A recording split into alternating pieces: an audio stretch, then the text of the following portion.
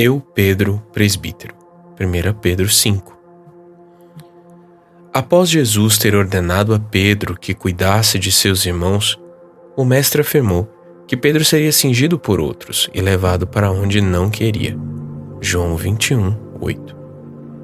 João completa: Jesus disse isso para significar com que tipo de morte Pedro havia de glorificar a Deus. Depois de falar assim, Jesus acrescentou: siga-me. João 21:19. No livro de Atos dos Apóstolos há vários registros do serviço de Pedro ao Senhor. Ele pregou o Evangelho e deu testemunho dos fatos que viu e ouviu. Atos 2 e 3. Enfrentou perseguições e aprisionamentos. Atos 4, 5 e 12. E foi enviado a pregar as boas novas aos gentios. Atos 10. Também por meio das duas epístolas de Pedro, é possível observar que ele cuidou dos santos, ministrando palavras de consolo e de orientação aos crentes dispersos por vários territórios além da Judeia. A tradição cristã afirma que ele findou seus dias como presbítero da igreja em Roma, composta majoritariamente por gentios. Isso é corroborado pelo encerramento de sua primeira carta. Por meio de Silvano, que considera um irmão fiel, escrevo para vocês de forma resumida, exortando e testemunhando que esta é a genuína graça de Deus. Continuem firmes nessa graça. Aquela que se encontra na Babilônia, também eleita, manda saudações, e o mesmo faz o meu filho Marcos. 1 Pedro 5, 12 e 13. Babilônia, neste texto, seria a capital do Império Romano, de onde afluíam, por um lado, a idolatria e costumes pagãos, por outro, todas as decisões e informações da principal cidade do mundo daquele tempo. A igreja em Roma fortaleceu-se sob cuidado do apóstolo e tornou-se progressivamente mais importante, mesmo após o seu martírio, a mando do imperador romano Nero no ano 67 d.C.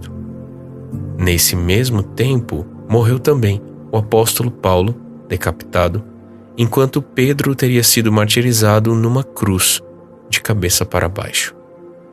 No mesmo período, João foi desterrado para Patmos, onde ficaria sob trabalhos forçados até ser libertado.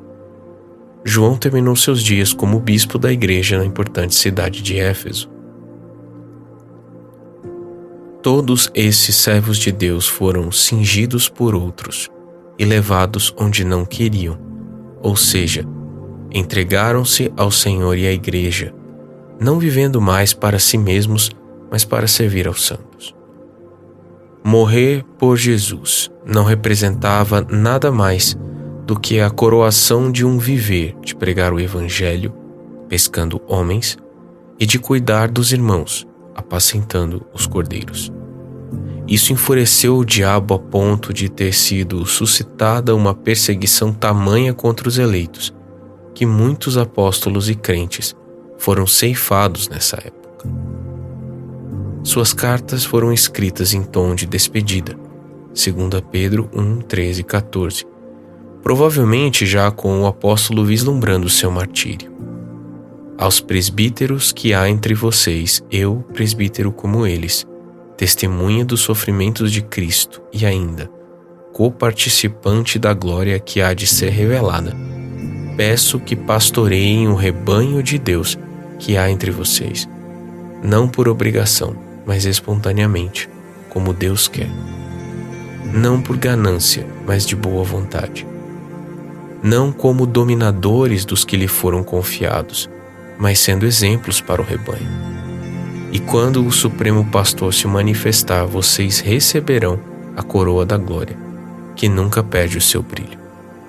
1 Pedro 5, 1 a 4. O próprio Senhor será a recompensa daqueles que o seguem. Essa é nossa esperança. Os sinais que vimos afirmam: Cristo é Deus. Ele nos chamou e nos conduzirá para a sua glória. Vamos orar? Senhor nosso Deus, te agradecemos pelo amor que é manifestado em tua palavra. Louvamos-te porque teus sinais manifestam quem tu és. Ensina-nos a cuidar uns dos outros como o Senhor faria. Que o teu nome seja glorificado em nossa vida. Ajuda-nos a seguir-te até o fim, em nome de Jesus. Amém.